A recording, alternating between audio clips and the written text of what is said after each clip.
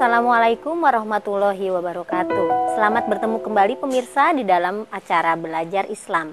Masih bersama saya Loli Suhenti dari Alimat Gerakan untuk Kesetaraan dan Keadilan Hukum Keluarga di Indonesia.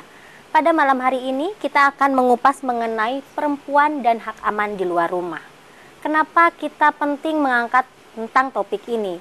Seperti yang pemirsa tahu, berbagai pemberitaan saat ini membuat kita menangis, membuat kita miris karena ternyata ruang aman bagi perempuan di luar rumah menjadi sangat sulit sekali untuk bisa diharapkan.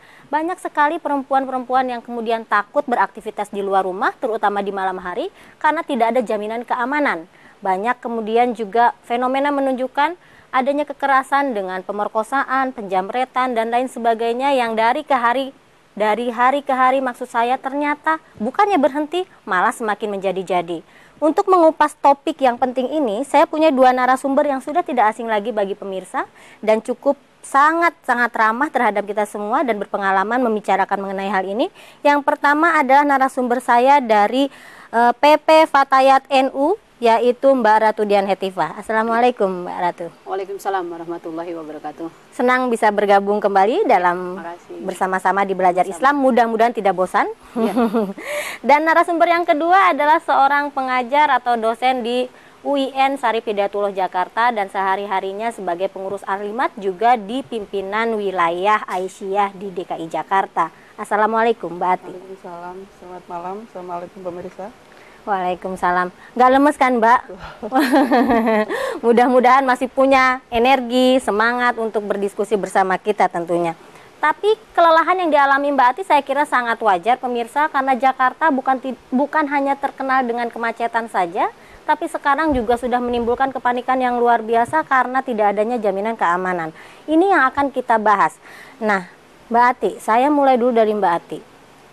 Kemarin saya mendapatkan SMS juga broadcast dari beberapa teman yang menceritakan soal tindak kejahatan di angkutan umum. Jadi ada seorang rekan yang hampir saja mengalami penculikan jika tidak mampu diselamatkan oleh pengendara sepeda motor yang kebetulan melihat dia menjerit-jerit di dalam angkutan umum.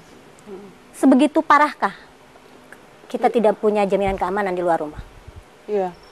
Memang kalau fakta yang kita lihat seperti itu, jadi adanya berbagai kasus ya, pemerkosaan, baik tidak hanya pemerkosaan saja, tapi berbagai bentuk kekerasan terutama terhadap kaum perempuan itu semakin hari semakin ternyata juga semakin meningkat, bukan dari sisi kuantitas aja, tetapi dari sisi kualitas pun juga meningkat kadang-kadang, dan banyak juga terjadi mereka pelaku kejahatan ini tidak cukup hanya sekedar mengambil hartanya, tetapi juga memperkosanya. Tidak cukup dengan itu, sampai bahkan menghabisi nyawanya. Ini menurut saya sesuatu yang sangat memprihatinkan, dan itu menunjukkan bahwa sebetulnya jaminan keamanan ya, terutama untuk kaum perempuan itu sudah susah untuk kita menjumpai kondisi yang dimana kita berada itu merasa nyaman, tidak perlu khawatir, tidak perlu takut ya, dan kebanyakan itu terjadi atau menimpa kepada mereka kaum perempuan yang mereka memang dituntut untuk beraktivitas di luar rumah, dan pulangnya juga cukup larut malam. Dan kejahatan ini tidak hanya terjadi pada malam hari saja kelihatannya, bahkan pagi hari juga, siang, dan tidak mengenal waktu, dan itu memang cukup mengkhawatirkan ya, terutama bagi kaum perempuan itu. Jadi ya, itu keprihatinan kita bersama. Sehari kemarin saja saya dapat dua info berita soal kekerasan, yang satu dijamret, yang satu hampir diculik gitu. Mbak Dian, pendapatnya melihat fenomena ini? Iya, saya melihat ada fenomena ketidakamanan masyarakat terhadap peraturan pemerintah atau perda-perda yang memang tidak melindungi masyarakatnya. Bahwa sebagai masyarakat Indonesia, masyarakat Jakarta atau masyarakat metropolitan seharusnya diprotek dengan sebuah aturan gitu ya. Ketika misalnya sistem transportasi tidak lagi nyaman, tidak lagi ramah terhadap penumpangnya, itu akan menjadi fenomena lagi. Ketika orang sudah mulai beralih dari angkutan umum ke angkutan pribadi, itu juga jangan disalahkan. Karena memang aturan-aturan yang harus diterapkan ini tidak terasa dan tidak dirasakan oleh masyarakat selaku penikmat atau pemakai angkutan umum. Saya melihat ada sesuatu yang salah dalam hal ini ya. Saya tidak mengatakan pemerintah ini gagal gitu ya. Pemerintah kurang konsentrasi pada tata aturan, tata alokasi yang membuat masyarakat khususnya negara ini aman dari segi transportasi misalnya gitu ya. Kejahatan yang terjadi yang kita perhatikan di baru-baru ini adalah kejahatan yang terjadi di dalam angkutan umum. Ini baru kita konsentrasi di angkutan umum, belum lagi kejahatan yang di jalan raya. Ini sangat sulit sekali, di mana Indonesia ini penduduknya semakin banyak, semakin beraneka ragam, semakin banyak fenomena kejahatan yang dilakukan. Kejahatan terhadap perempuan yang, kejahatan yang ditimpa oleh perempuan itu banyak sekali. Mulai dari dalam rumah, di luar rumah, di sektor publik, di sektor pendidikan, itu banyak sekali. Nah, oleh karena itu pemerintah harus mempunyai aturan-aturan, mempunyai semacam norma-norma, mempunyai semacam kebijakan-kebijakan yang membuat masyarakat ini merasa aman menjadi penduduk gitu. Saya melihat ada sesuatu yang kurang difikirkan, betapa ketika fenomena kejahatan ini tidak mampu dilakukan. Aparat seolah-olah diam gitu. Padahal ada aturan mainnya gitu. Saya mengatakan dan saya ingin menggarisbawahi bahwa aparat ini dengan rakyat harusnya menyatu. Apa yang dialami rakyat harus difahami oleh aparat. Nah, terlebih lagi aparat sekarang sudah tidak dijadikan semacam tempat berlindung. Bahkan aparat kadangkala kita tidak punya nomor kontak kayak misalnya di Amerika ada 911 gitu kan ya. Di Indonesia ada 7171 atau apa ya, itu kan untuk komunikasi keadaan darurat. Nah, itu tidak berfungsi. Kalau kita call center aja sudah tidak berfungsi, bagaimana kalau kita ingin mengatur negara ini secara aman, tertib, dan nyaman?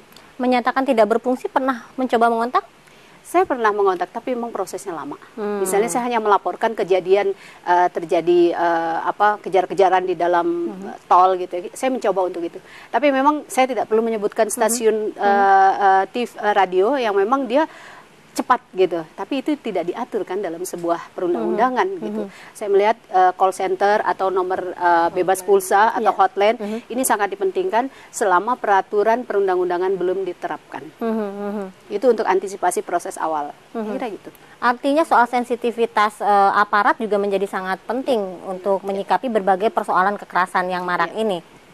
Kemudian ini juga, jadi kalau kita lihat pada model ya, pola yang berulang-ulang kan itu sebetulnya satu kasus terjadi di satu tempat, ternyata di tempat lain mengikuti juga. Itu kan dari sisi itu menunjukkan bahwa sebetulnya mereka pelaku kejahatan itu tidak membuat apa yang sudah terjadi itu sesuatu yang jerah, tidak dilakukan lagi, tetapi mereka nyaman saja meskipun di tempat lain itu sudah menjadi kasus yang cukup serius, tapi nanti di tempat lain juga terjadi pula seperti itu, dan itu polanya hampir sama, motifnya juga sama, dan ini menunjukkan bahwa sebetulnya dari sisi hukum itu tidak ada efek jera bagi pelaku kejahatan ini, sehingga mereka merasa nyaman saja melakukan tindak kekerasan yang sama dilakukan oleh orang lain, dan ini sangat mengkhawatirkan. Kalau mereka sudah tidak ada kekhawatiran lagi untuk melakukan tindak kejahatan, nah itu mereka bisa melakukan apa saja dan di mana saja gitu, dan kebanyakan korbannya adalah kaum perempuan gitu. Latar belakang dari maraknya kasus-kasus seperti ini, itu sesungguhnya apa yang melatar belakangnya ini, Mbak Dian? Ya, mungkin salah satunya adalah ekonomi ya.